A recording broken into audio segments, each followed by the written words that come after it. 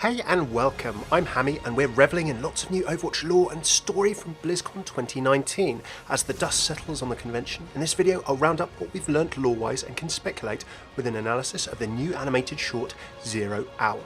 During Blizzcon 2019's opening ceremony, we were introduced to the new Overwatch team post Winston's recall in the form of Overwatch 2.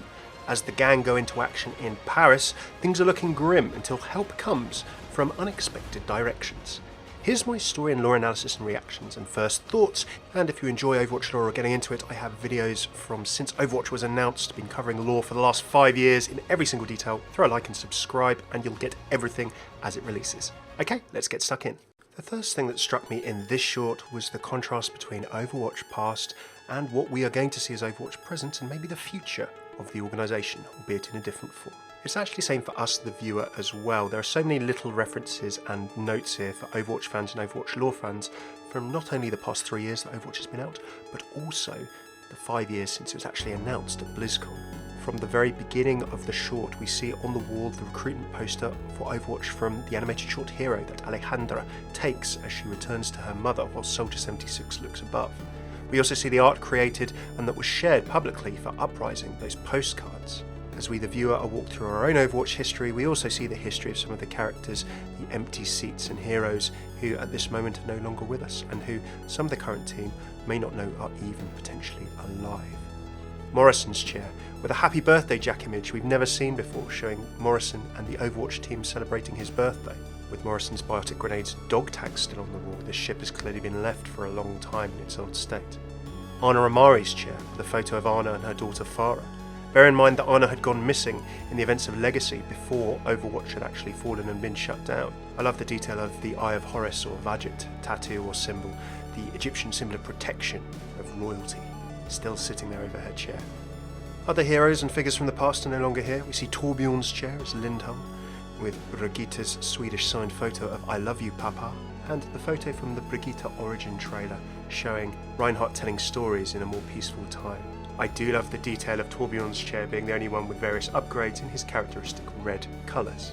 As we move over to Ziegler's chair, well, Mercy has a photo of her with 2 other doctors or friends. Feel free to speculate away on that one. Also, I love the little bookshelf that she's reading and learning from as she's flying to and from missions, as well as the little touch of personality with the Pachimari keyring. I really do love Reinhardt's chair being twice the size of the others that May is sitting in, and the special sort of indent for the back of his Crusader armour for the jet rocket is a really nice touch visually and detail wise. And as well, if you look behind his chair when May's sitting there, you can see a couple of photos. I think one of them is potentially Reinhardt arm wrestling Baldurish, his commander. I can't quite make out the top one, but let me know your thoughts in the comments. Love these little background details, there are so many in this cinematic. Tracer has no chair that we can see. Maybe she's always the pilot, and as we see, she has a photo of her partner Emily on the dashboard. And finally we move round to Winston's chair with the little picture in the background of what looks like Dr. Harold Winston possibly holding Hammond, which is quite a cool throwback to the Horizon lunar colony. Finishing reminiscing with the old Overwatch lineup photo, note that Sojourn is very prominent at the front in a similar attire of course to Jack Morrison and Anna Amari. Winston, if we didn't know it already from Recall, is hoping for a return of the Overwatch of the past, both its ideals and ideally its people and his friends too. As the empty seats in the dropship show, it's a bit of a challenge, both the mission that May, Tracer and Winston are going on and they're facing right now, as well as the possibility the Overwatch of the past might not entirely, if ever, come back. No wonder Winston looks a little worried when he says, if you're going to show, now would be a good time. As the team go into Paris, the thing that really struck me in this short secondly was the difference in Null Sector from when we've previously seen them. They've increased in threat and capability exponentially. Now, we know that a second Omnic crisis, as the media call it, is rocking the world right now, and that it is not possibly the only cause, but Null Sector are certainly a big part of it. Since the King's Row uprising 7 years ago, they have more tech and bigger tech. We've also seen a mysterious Omnic talking to Doomfist at the end of the Storm Rising cinematic, and whether or not he might be related to Null Sector, the thought of Talon supporting Omnic Uprising, Omnic Rebellion to create turmoil in the world is very much potentially a thing. We even see him talking to what may well be Max in the Overwatch 2 gameplay announce, saying that you've already made your choice. Now, Null Sector have some serious new kit. We see skirmishers, we see nullifiers, we see behemoths, both in the Overwatch 2 Rio mission that I was fortunate to play at BlizzCon 2019, and also in this cinematic. In this officially released Overwatch 2 piece of art, as a null sector lineup, we see all different kinds of bots, and I can't wait to think what all of these different things could do, including that one in the middle, which to me almost looks like a magician or a caster of some kind, almost a wizard. Now, last and by no means least here, we see what appears to be, to me, a Titan-style Omnic. Now, maybe it's Titan-esque, maybe it's modified, but I call this a Titan Omnic because we've actually seen something of this ilk and size before in Torbjorn's comic way back near Overwatch's launch called Destroyer. Check out my comic analysis videos if you're interested in going into that or any other Overwatch comic in more detail. Now, we learned in Torbjorn's comic that these Titan Omnics were originally designed to build skyscrapers. Torbjorn was amongst the creators of them. And in the first Omnic Crisis, the Omnics took and adapted them to be very destructive. Clearly, it's happened again in 0 Hour. We can see the Titan in the Destroyer comic basically blasting through a building, and this thing is a similar size, a similar power. If you have a look at the shoulder-mounted rocket pods with the large amounts of rockets that fire out, they are very similar to the design in the Destroyer comic as well. Now, if this isn't a Titan, then it's mighty similar. It's very heavily armoured, it's not susceptible to Echo's blast of whatever weapon she is using, her pulse weapon, and when Tracer gets inside to detonate the bomb at the end of the cinematic, it even looks similar interior-wise, design style, to the Titan in the Destroyer comic as well. So I'm loving that continuity there from the Overwatch team. Now, as Paris is a city under fire here, we're also given context in the Overwatch 2 launch materials as to how much the world is under threat and siege at this point in time.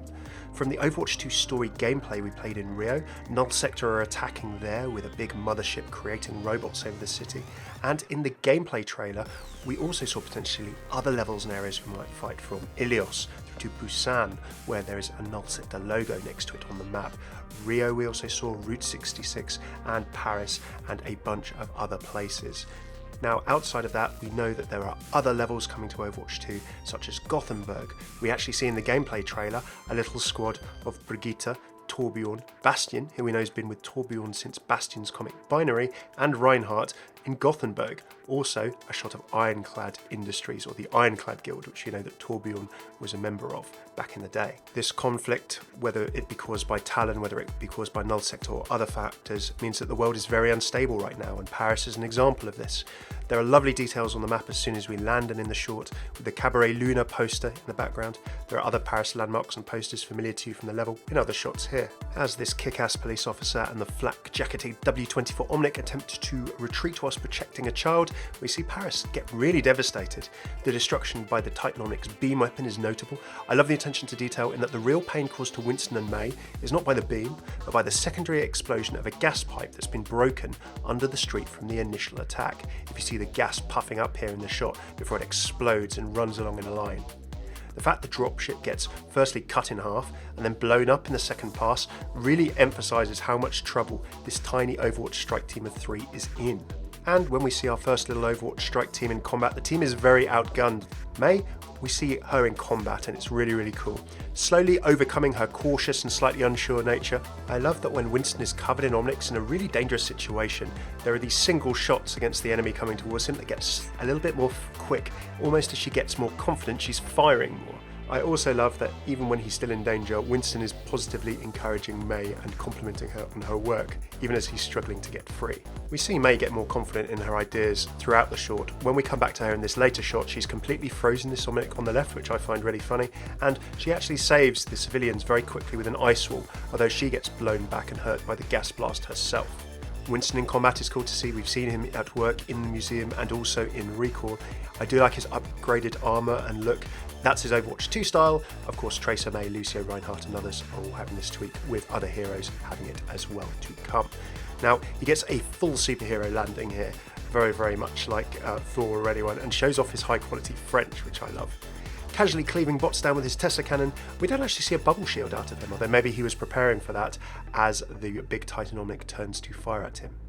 I do like, when May's hurt, the callback to the intro and Winston's response, just like Tracer and Winston and May's interaction at the beginning, with "I'll be right behind you." It gets him his own slow motion glory moment as he turns to face the Titanic Omnic with two pained looks over the shoulder from May and Tracer wondering at his fate. There's some awesome animation detail and faces throughout the short. Winston's defiant face here as it's about to fire, then crunching up slightly as he braces himself either for him to take action or his impact from the huge cannon is really, really cool. As everything is looking very bleak, we then see the homecoming of many Overwatch heroes. Casual Genji enters the scene with the zip-up detail on his sword scabbard on his back, being something I particularly enjoy, as well as everyone loving his hoodie. Now, the triple deflect of the cannon that blows a hole in the huge Omnic has an awesome detail too. The third and final hole is actually the one that Tracer goes through to plant the bomb in later in the cinematic. After the deflect, we see Bushin on his shoulder. I think that literally translates out of Japanese as like God of Military Arts or a military aid. If it's a brand or otherwise in the Overwatch world, it's still a cool little reference. He shurikens a few, dash resets another in half and goes off on his way. Then we see the battle wagon from Reinhardt's comic Dragon Slayer rolling into town, with the number plate, if you saw quickly, of Rally to Me. A nice little Easter egg there, or Brigitte having some fun tinkering with the truck. One huge Reinhardt fire strike and rocket flail later, Brigitte and Reinhardt arrive to help, with Brigitte doing her trademark little headshake animation as well. From above, we see Echo flying into the scene, straight out of McCree rescuing her from the Deadlock Gang in Reunion last year's BlizzCon. That last cinematic was a year ago. Now, we see why McCree says, they're getting the band back together, they want me, but they need you. Echo is something else in combat. Her amazing maneuverability, her firing these charges from the air that expand, detonate, shredding these null sector foot soldiers. Echo looks a force to be reckoned with on the battlefield, and if she ends up being a hero, then it'll be fascinating to see how this flying, damage-dealing kit comes together. Who's next to enter but Mercy from a beam of sunlight on high like an angel descending from the heavens, obviously. It's interesting to see Mercy here, given her voice lines in-game. Overwatch was shut down for a reason, maybe it's best it stays that way and similar. In an interview that I and some others did at BlizzCon 2019, Michael Chu did say that Mercy's feelings about being back are somewhat conflicted, which is good to see. It'll be interesting to see what story we get to see how she's reconciled that and why she's actually come back. It's also nice to see her healing Mei's injuries and seeing her healing represented for the first time in lore material outside of gameplay. She's transferring some kind of energy, some kind of healing material, nanites or something, from her suit to Mei via her glove, and Mei is feeling instantly better, so that's quite cool. We then see the Overwatch 2 team in action as the Titan Omnic fires again. Brigitte and Reinhardt interlock shields for a stronger defense. We see some field engineering from Mei to put a pulse bomb of traces onto her backpack as a weapon, and as the shield is getting hot and Brigitte and Reinhardt may fall, we see pressure being taken off by Echo. Now, as I said before, it's interesting her pulses don't affect this hugely armoured mech. They just seem to impact and splatter on the surface, Death Star trench style. Showing off her flying skills again, Echo effortlessly flies away from a whole cluster and swarm of rockets. We then have the American football Hail Mary, last second, last ditch play. Mei hucks up the ball for quarterback Winston, who throws long to Tracer. She nearly gets blocked by the hand of the Omnic, but Genji comes in and makes the block for her and removes the obstruction by taking off the Omnic's fingers. Tracer can deposit the bomb and recoil before the freezing forces of Mei's equipment turn the Omnic into dust. Some funny scenes here as people brace against the impact of all of the snow and ice flying, apart from Genji, who just casually turns his head. Last but not least, we see hints of Overwatch, the game for the future, and also the lineup and lore and story for the future too. As the ice falls in Paris from the destroyed Omnic and Snowball entertains, we see what might be to come. Winston has been wanting Overwatch, as we said at the beginning, to return, as well as his friends. As he takes the charred photo and looks at the scene in front of him, we see something new forming, with lovely details in animation and lore, as well as in people's faces. Brigitte apparently sees Tracer for the first time in ages. With a "how you've grown," Tracer pudges her face like a child. It's funny considering how much bigger Brigitte is than Tracer now, but it's a really cool animation detail. Now, while this is happening, you may have missed on the other side of the screen, Mei's looking nervous, trying to sort of get into the conversation, tap Reinhardt and get his attention until Tracer pushes her forward. The reactions to Reinhardt's "ice to meet you" pun are pretty funny. Look at Brigitte's face, look at Mercy's face, they're clearly used to these terrible jokes. Genji and Echo, on the other hand, not too fussed. As the police officer asks if Overwatch is back, everyone looks to Winston as if he wasn't before, like he's very much now the leader here. And Winston then looks to Tracer as his friend, who gives him this sort of very, very slight, "You've got this, go for it," little sort of nod, little smile, little encouragement. I really, really love the facial expression there. As Winston says yes, the whole team, if you look at them, kind of swell with pride, get ready to pose as they realise they're representing Overwatch now, or they've got to do something. So on the left, Brigitte nudges Genji to get into the photo. Echo floats up. Mercy spreads her wings out. That's clearly her PR or photo pose. Ryan stands taller.